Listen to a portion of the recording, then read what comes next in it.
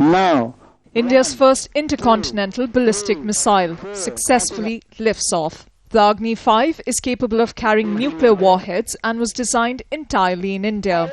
It can strike targets more than 5,000 kilometres away. India is developing the missile as a dissuasive deterrence against China, because all its nuclear programs as well as missile programs are focused on China. In fact, when India carried out its 1998 nuclear tests, it declared that it was doing so in response to what the Chinese were doing as far as their nuclear weapons were concerned. The Agni V has been in the works for over 20 years and has cost the Indian government over $500 million. India says it's the answer to China's missiles deployed in the Tibetan Autonomous Region.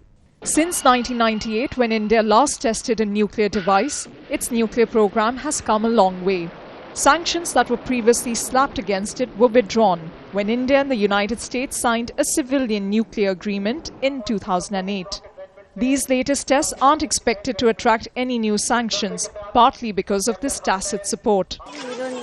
But in a country where more than half the people live on less than $1.50 a day, many are questioning the high costs. Consider this.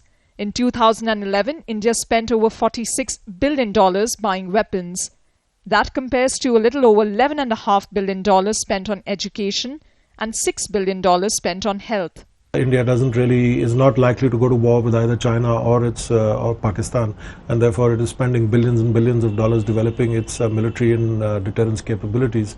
But the military planners say that the sinews of war are always built in times of peace, and therefore there can be no compromise on strategic security. And these acquisitions continue. Recently, the Indian Navy inducted its first nuclear submarine on loan from the Russians. It's going to take some more time before the Agni V can be used by the Indian Army. But today, many people are celebrating and are calling this a historic milestone.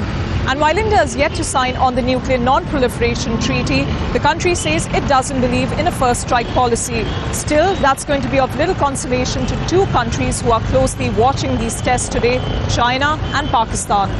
Prena Suri, Jazeera, New Delhi.